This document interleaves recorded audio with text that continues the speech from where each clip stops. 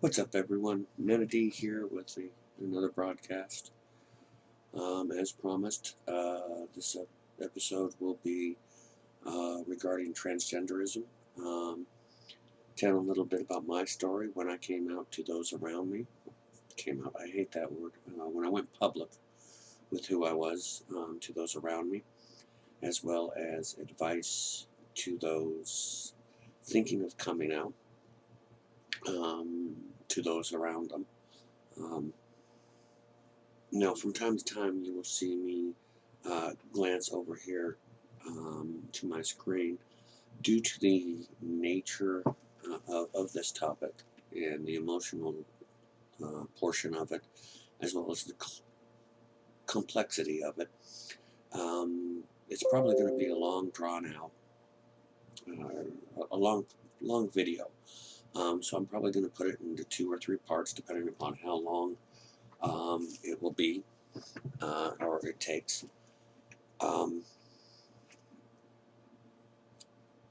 Plus, there's a lot in it. It's a very emotional topic.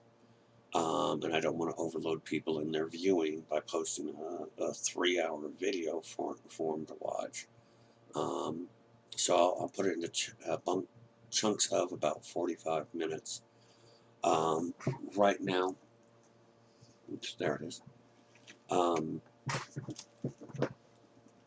So I'll be checking from time to time, and I may have to move forward because apparently the numbers on the clock are messing with my apparel today.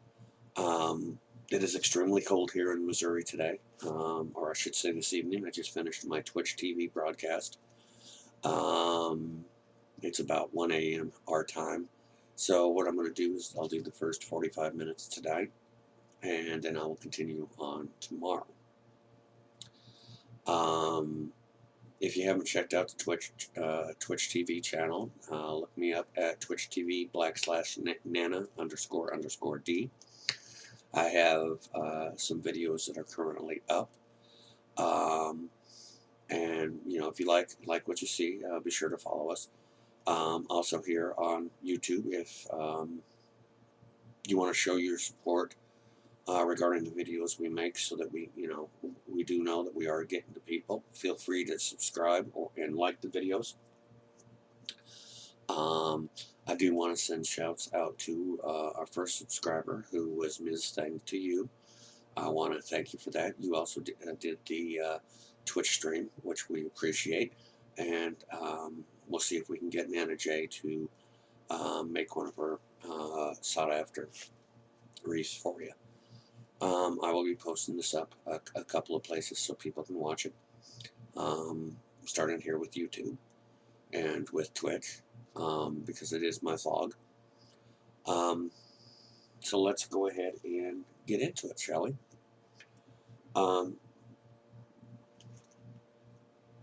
That's the problem when you roll your own cigarettes. Sometimes they don't completely stay together.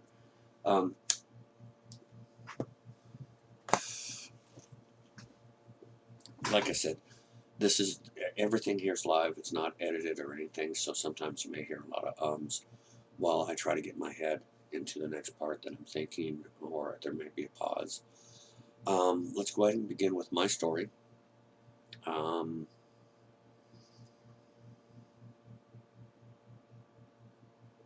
Basically, I've always known that I was transgender. A lot of people ask the question, well, how do you know? Well, how does a woman know she's a woman, a man know that she's a man, a transgender know that they're transgendered? It's basically, you just know. The easiest way I can explain it is some research was done over in the Netherlands by Dutch scientists, and they have determined that the activity in someone that's transgendered brain is more wired to the physical sex that they identify with.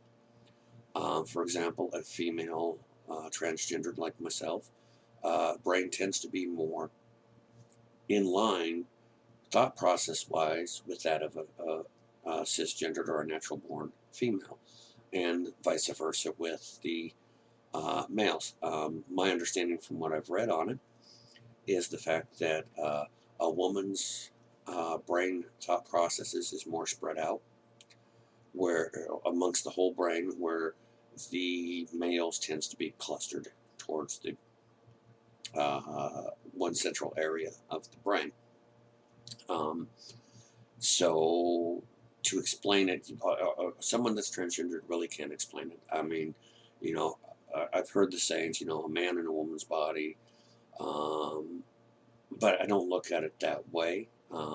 It's just we're born with the soul of a woman, the thought process of a woman. For those of us that are trans-fem, and somewhere along the lines, the genetics just did not match up with the inner processes of our brain, our body, our feelings, the way we process information. Um, so growing up, I always knew that I was different. I looked at the world differently. There were signs that I was transgendered, that I was more feminine, that are evident throughout, you know, my entire life that people around me didn't pick up on. Let me make sure this is.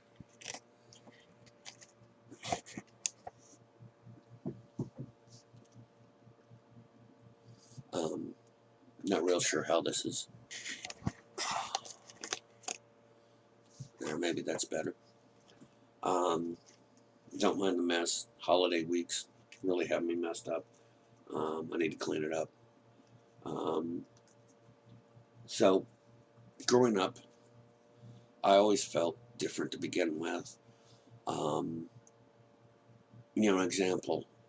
Think of for women. I said, you know, to understand how I feel or how I felt. Think of being in a men's locker room and hearing all the derogative talk towards females or towards sex about getting laid, getting this, getting that, and how appalling it was.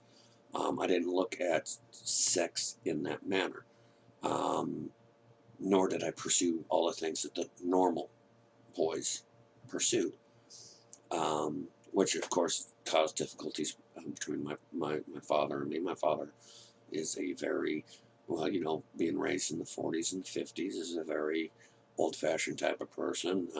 Man's man.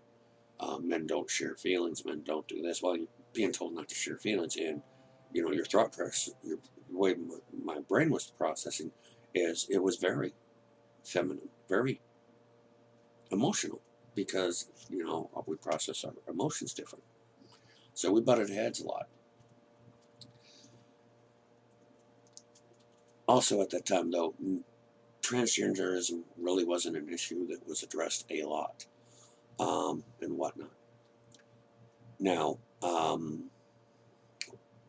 why I didn't come out ahead of time, why did I wait 40 years to come to finally say I am transgender? Well, there's a lot of reasons.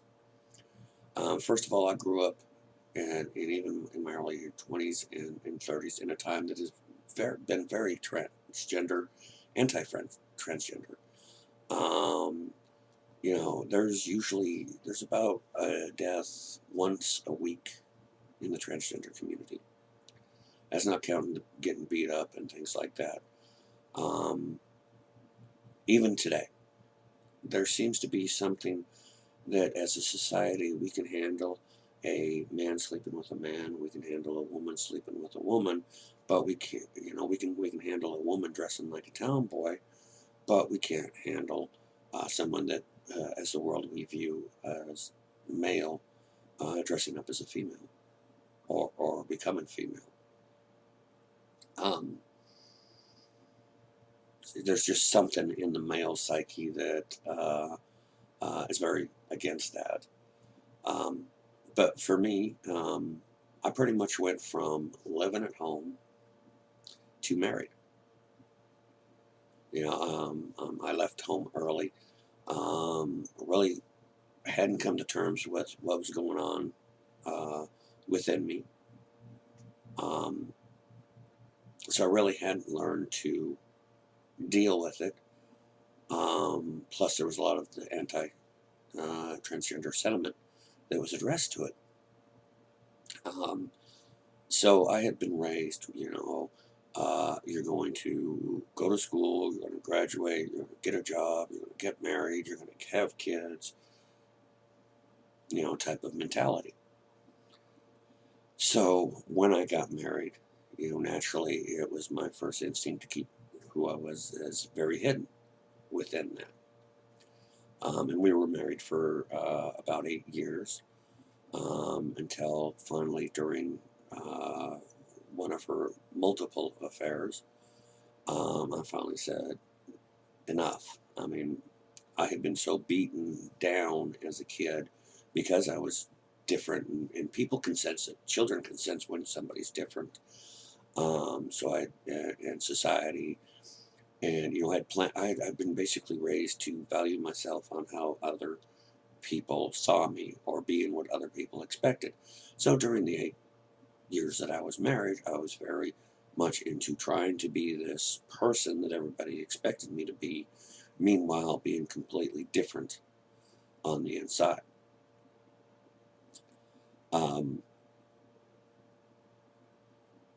Now I do want to address one thing,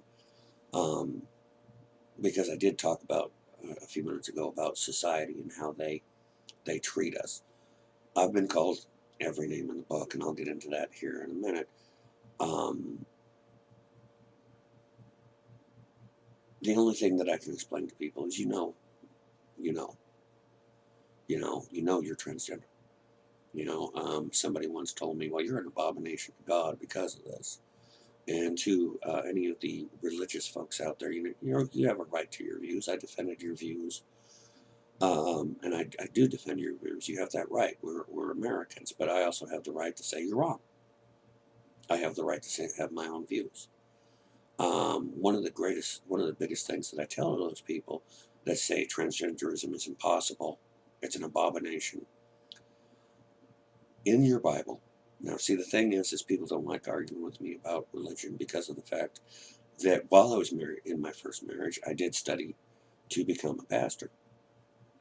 And the thing is the Bible says that God will put upon you convictions, and you will be forced to decide whether to follow those convictions or follow the beliefs of man. Now, I know I'm transgender. I know I'm a female. I know I'm a female with all my heart. It has been laid upon me with such conviction that I know it to be true. Just like any other transgender out there will tell you, they're who they are because they know who they are. The Bible says you will be tempted by man to do the way of man. And it is up to you whether or not you follow that conviction. Just wanted to get that out there, because one of the biggest groups that do tend to judge us are religions. I'm not a religious individual, not in the sense of the Bible as it's been interpreted, because there are so many things that have been omitted from it and everything else. Texts that have been found that do not make their appearance in the Bible. But moving on. So when I got divorced, why didn't I come out? Well, you see, one of the things is my ex-wife, when we split up, it was originally to be a split to give us time to work on things, and she decided she wanted to cheat. Well, one of the things is we had a 2-year-old. And at that point in time, for whatever reason, she was more interested in going to the bars and living as a free spirit without responsibilities, that my son was pretty much dropped in my lap, even though I originally gave her the choice of custody. Now, I was living at a time where it was almost impossible for men to get any financial assistance or any kind of state assistance because they were men, even if they were raising a child. My son was important enough to me that I didn't want any backlash in regards to that, in regards to my choices. That, there was enough issues as there was that it wouldn't have been fair to him to come out at that particular time. So for his own well-being, I continued to be the person that society wanted me to be. So let's go ahead and fast forward to, it was about let me see, he's 6. So it was about 4 years ago, 4 years ago. Trying to live up to what the world expects you to be and not being who you know you are can pretty much carry a heavy toll. It can be mind breaking. It can make you go through bouts of depression. After my son left, I was briefly married for about a year. Unfortunately, I was married to someone that was mentally unstable. Her kids, in my view, controlled her, were very controlling of her. And they took her moment of weakness to take advantage of her. She made a lot of false claims.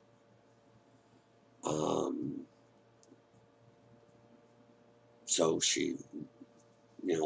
I eventually had to file for divorce because after her mental breakdown, there was no way, with the way her mind and her viewpoint were on the state of the marriage, that it could have gone on. I mean, she totally broadsided me with, 1 minute we're talking about one thing, and the next minute another thing completely the opposite happens, and it's just like, and then reading the paperwork, it was like a lot of outlandish claims that were impossible.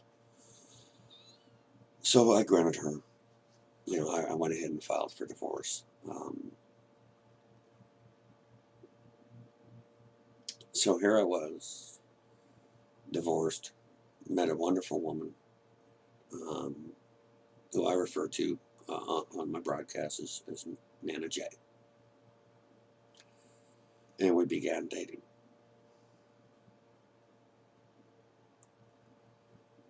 She was as we got to know each other, and as our relationship became more and more um,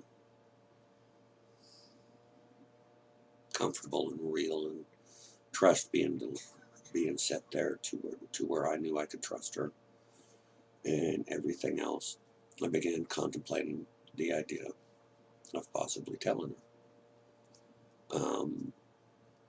Because I was tired of living a lie. I was tired of being what everybody else expected to me. I wanted to be happy. I wanted to be able to be me and to express myself as I was, not the way everybody else expected. Um, and that was, as I was getting ready and feeling more and more comfortable with telling her, that was when a certain series of events came into play that threw everything into a complete upheaval. Nana Jay and I had become engaged. I'm real proud of the way that I worked that proposal. I acted like I had a hurt knee, ended up down on one knee, and we got engaged.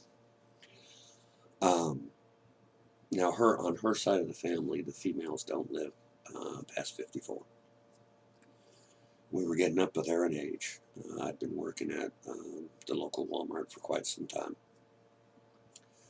And we kind of had made the decision, I had had a stroke while I was there. And certain things that happened there made me realize that it was time to leave the company, because they weren't concerned for my well-being and my welfare. I had a stroke while I was working. It was very evident that I had had a stroke while I was working. My speech slurred. Sometimes you'll hear my words kind of slur, and that's a byproduct of the strokes that I have had. That wasn't my first one. I had my first one when I was 35. So we had decided that we were going to retire. We had enough money coming in. We were going to get a motorhome, and we were going to see the sights. Give her a chance to see things that she hadn't seen and do things that she hadn't done with the time that she had left on this earth. We had made that decision basically at the end of just December of that year. The end of January of that year, we had a house fire. It was the coldest day of that January. Middle of the night, she had plugged in something big. We thought the breaker blew. It actually had started a fire up in the ceiling. Couldn't get the breaker box, turn anything back on. I went out to walk our dogs because we decided we're just going to bundle up, go to bed. Now, there were certain health things that had happened during this time in regards to her, which I'll get into that story when I do my wife, my love, my pain in my ass video. But we had had a fire. And had I not walked the dogs, we would have known the building was on fire. I just happened to turn to go back in, noticed smoke billowing out of the an area up in the attic. We got out of there, called the fire department. Coldest day of the year, and we're freezing. Our daughter was at work. Family services had been involved with her family for about 1.5 years by that point. For certain reasons, which not major reasons. I mean, she's not into drugs or things like that. If our daughter had one fault during that period of time, and she dated idiots, which caused situations to be where they shouldn't have been. So on that particular night, she's at work. Her idiot boyfriend doesn't bundle up the kids as well as they should. Like I said, it was the coldest day of that year. Apparently loses a glove or a scarf. I don't remember what it was. Gets to where it's going to check where the fire was, check on the fire and whatnot.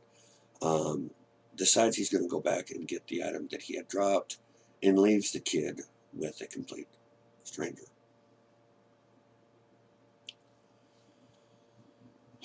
Like I said, idiots. The stranger happened to be the chief of the fire department. So that night, family services got involved.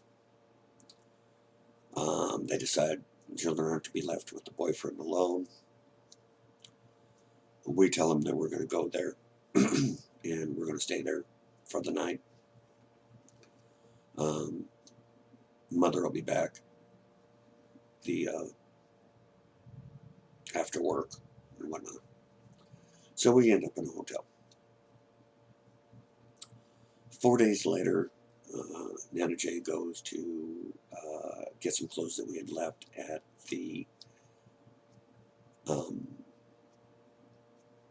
daughter's place. Comes walking back in with the 2 grandkids that had been born at that point.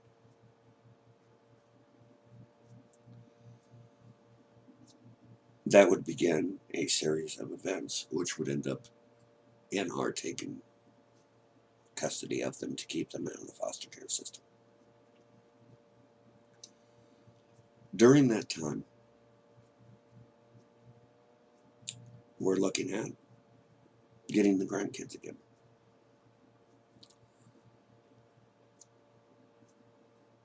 And depression began to set in. Because I'm sitting here, I was almost to the point where I felt ready to come out with who I am. And now we're looking at having the kids.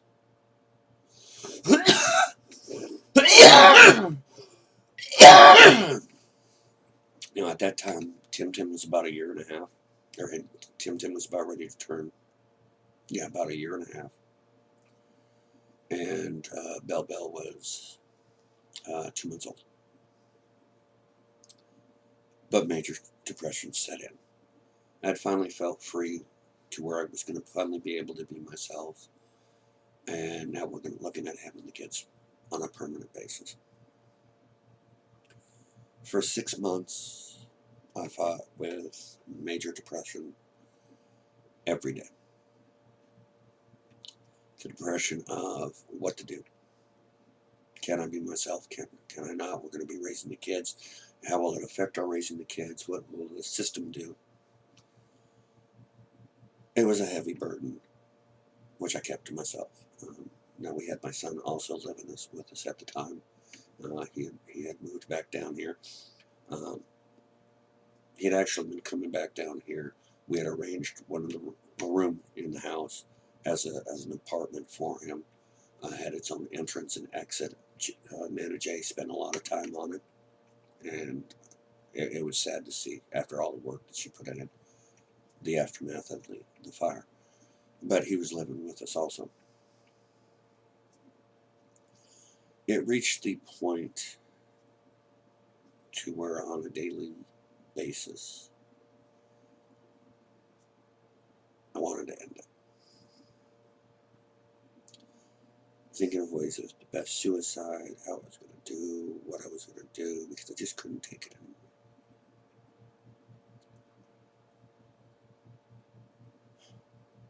Those that are transgendered can probably relate with me.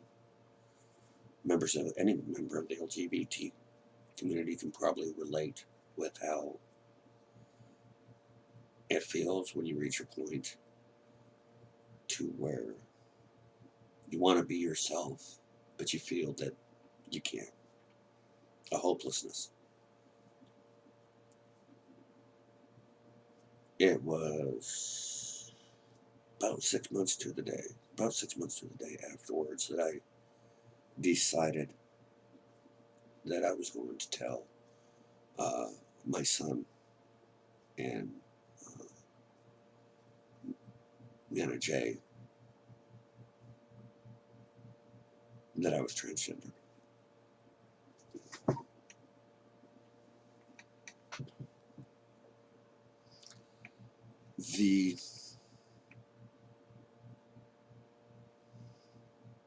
Now the thing that I have to say on this point, and this is the advice that I have for transgender individuals and any member of the LGBT community that is considering going public, is the one thing that you have to realize and that you have to accept and be willing to accept is the fact that it can cost you everything. You can lose your loved ones. You can lose your family members. You can lose your job, your friends. And you have to be willing to accept that fact as part of the process.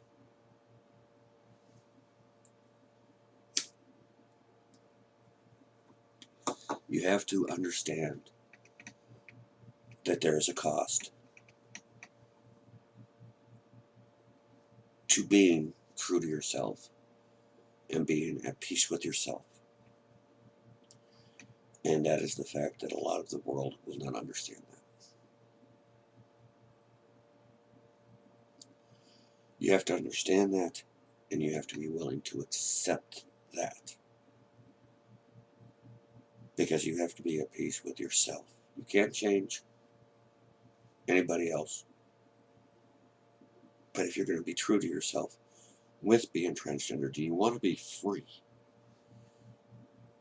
of the weight that you feel on your shoulders, keeping it hidden? You have to understand that there's a cost. Kind of like in the series, one of the favorite characters Nana Jay and I have is on a show called Once Upon a Time. And he always goes, "There's a price for magic, dearie." There's a price to being yourself. And you have to understand that. And you have to be willing to live with that. Knowing you could have everything you hold dear could be gone. That by saying, I am transgendered, you could lose it all. Everything you value.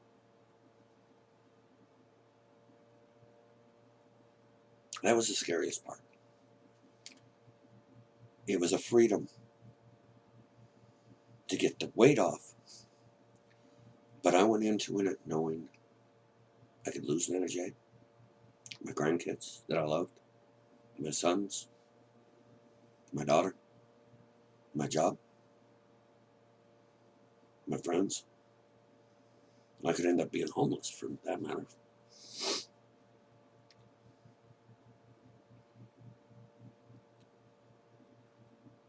And a price was paid.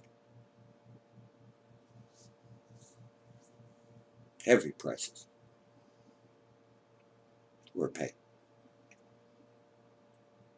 And I'm not going to lie to you out there watching this and say, it doesn't hurt.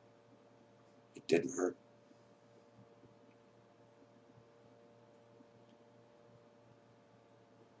Heavy price was paid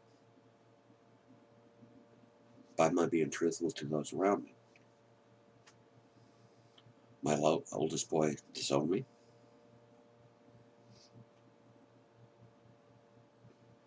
There had been problems before that, and he used a rather lame excuse, but any attempt at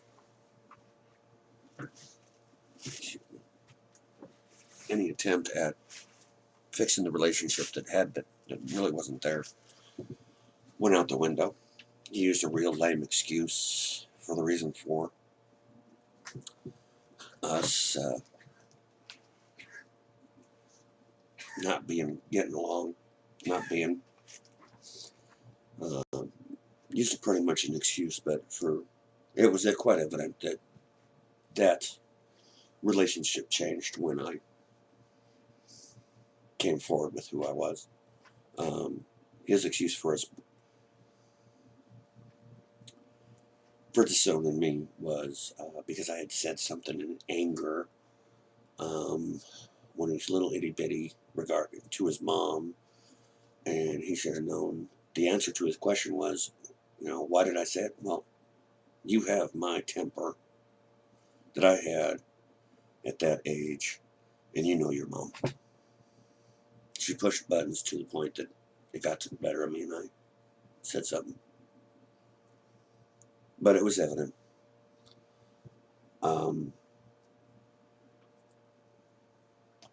Cost me to go from working 32 hours a week to working 10 if I was lucky. It got me from doing a main area of management to being secluded into the back of the restaurant. It got me threatened. It got me with someone treating me very physically and threateningly.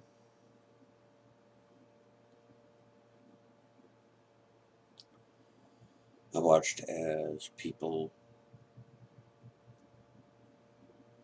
that I considered good friends just disappeared. Got me discriminated against. I watched as something I told my employer, in privacy,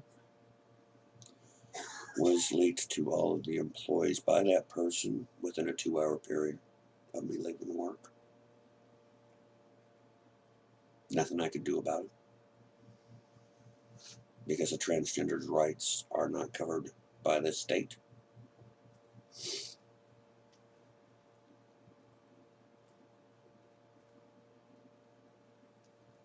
So there's heavy costs to pay by making that decision. And you have to be willing to pay that price. Hey, Nana Jay, what are you doing up? I know you've been up. What you doing up? You woke up?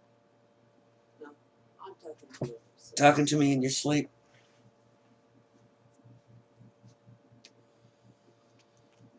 And you have to be willing to,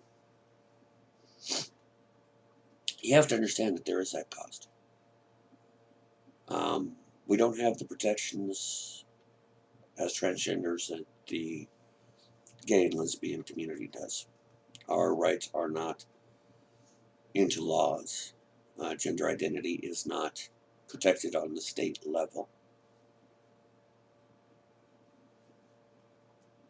What? You want to have a ciggy? Okay, give me just a minute to finish this portion. Then I'll have a ciggy with you. Let me finish this one first.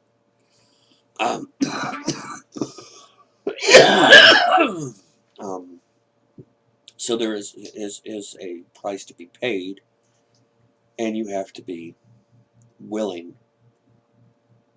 to pay for it. The one thing I want to say to my fellow transgenders, members of the LGBT community, that want to tell those around them about who they are. I know it's scary. I know the cost is heavy. It can weigh down on your shoulders immensely. It's terrifying, because you don't know how people are going to react. My telling Nana J and Mr. B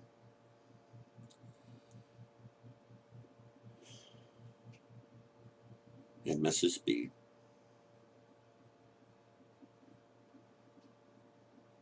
and my friends and my parents terrified the hell out of me. The cost has caused a lot of pain, but it has also been free to be able to be who I am, to be able to not worry about what other people think of me, because you were born in this world alone, you'll die in this world alone. The only person you need to please is yourself. If you can live as who you are, what everybody else thinks really doesn't matter, even if you do have a heavy price to pay. What I'm going to do is, I am at about that point that I was going to end the first portion. So what I'm going to go ahead and do is, I'm going to go ahead and end this portion of it.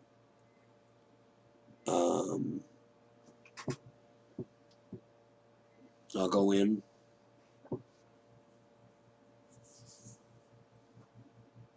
and have a cigarette with Nana J, because I think this is a good place to end it right now. And what I'll do is, in the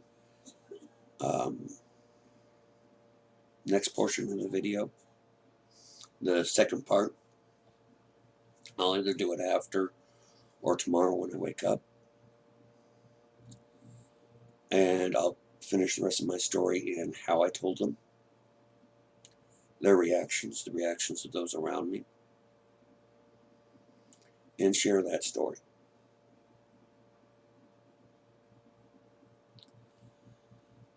For now, I want to thank everyone for watching. If you found the video helpful or interesting, please take the time to subscribe so that you can be kept up to date with our other videos as they come out. And be sure to hit that like button. That way I know if I'm doing something right when I share these type of stories. So until part 2, I'm going to bid you all adieu. And I'll hope all of you have a wonderful rest of the time until I get the second part of the video up. Until then, you all have a wonderful evening.